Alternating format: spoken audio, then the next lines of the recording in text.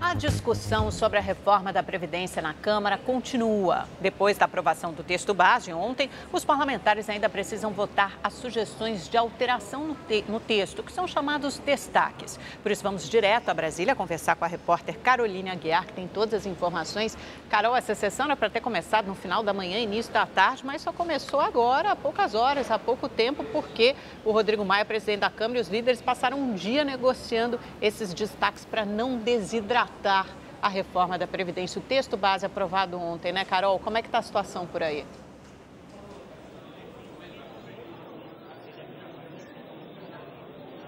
Oi, Amanda. Oi, Augusto. Bom, aqui na Câmara, cada momento é uma agonia diferente, né? Quando a gente achou que ia começar essa votação, a sessão foi aberta agora já no fim da tarde, comecinho da noite, foi colocado o primeiro destaque em pauta, mas quando a gente achou que ia votar, apareceu aí um outro imbróglio. A bancada evangélica está ameaçando obstruir a votação. Então, nesse momento, até está tendo sessão, mas está só aquele falatório e não está tendo votação de fato, porque estão todos na sala do presidente da Câmara, Rodrigo Maia, tentando um acordo para evitar essa obstrução.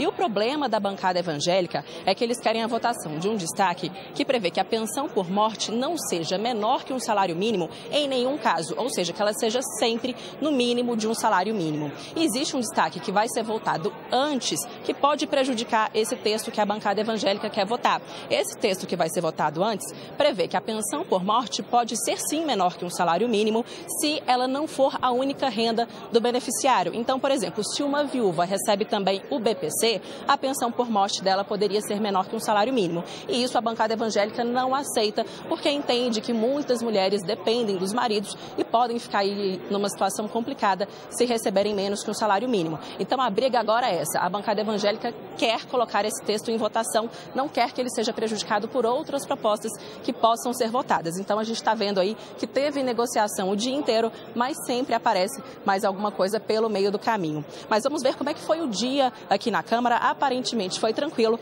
mas nos bastidores a gente sabe que sempre tem muito acordo acontecendo. Vamos ver na reportagem.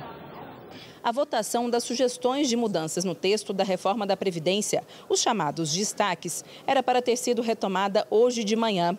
Mas até o fim da tarde, o clima era de ressaca e o plenário ficou completamente vazio. Nos bastidores, em um café da manhã na casa do presidente da Câmara, Rodrigo Maia, os governistas tentavam convencer aliados a retirarem destaques para encurtar a votação. O governo vai apoiar, por acordo, né, os destaques do DEM, porque foi um pedido da bancada feminina, foi uma conversa feita com a bancada feminina, e também o que trata da flexibilização das regras aí de transição para os policiais federais. Os outros não têm acordo, né? Então é tentar mesmo no voto vencer esses destaques. Com acordo para aprovar 2 destaques, o que ajusta a fórmula de cálculo do benefício para as mulheres e o que cria uma regra de transição para os policiais federais e rodoviários federais, as negociações se voltaram para os professores. Ontem, o único destaque rejeitado retirava a categoria das novas regras, mas hoje uma nova possibilidade de texto entrou em negociação.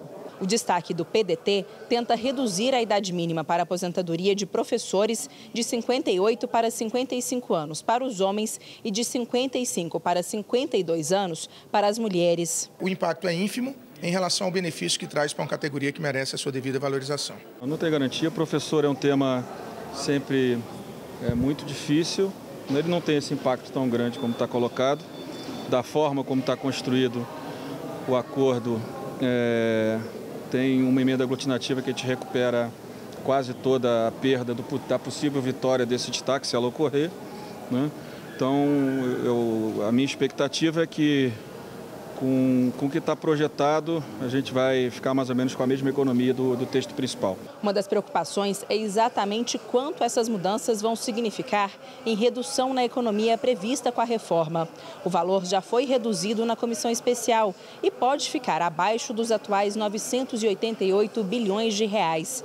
E já tem até governista pedindo para a equipe econômica se conformar. O Paulo Guedes ele também tem que estar preparado para caso tenha um ponto ou outro que venha a se discutir aqui dentro, dar uma desidratada aqui, outra ali. Na onda de se fazer mudanças no texto, a oposição aproveita para tentar diminuir o tempo mínimo de contribuição dos homens de 20 para 15 anos. A proposta está em avaliação por Rodrigo Maia e pela equipe econômica. O presidente se sensibilizou, tanto é que chamou a equipe econômica para avaliar os impactos dessa eventual aceitação de um destaque nosso, e eu acredito que o destaque venha a ser aprovado.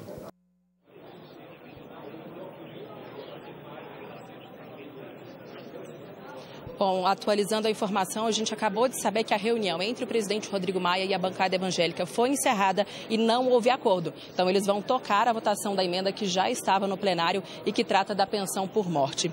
Bom, mas a gente viu aí na reportagem uma preocupação com a possibilidade de desidratar o texto, diminuir a economia prevista com a reforma da Previdência. E hoje o presidente Jair Bolsonaro falou exatamente sobre esse assunto. Vamos ver o que disse o presidente.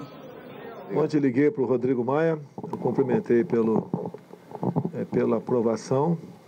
Também nas minhas mídias sociais fiz o mesmo. Em grande parte agora o destino final dessa PEC, que será uma emenda à Constituição, cabe ao Parlamento brasileiro. Eu pouco influencio no momento. Eu espero que ela não seja desidratada. E se porventura tiver algo a ser corrigido, que eu faço agora via destaque.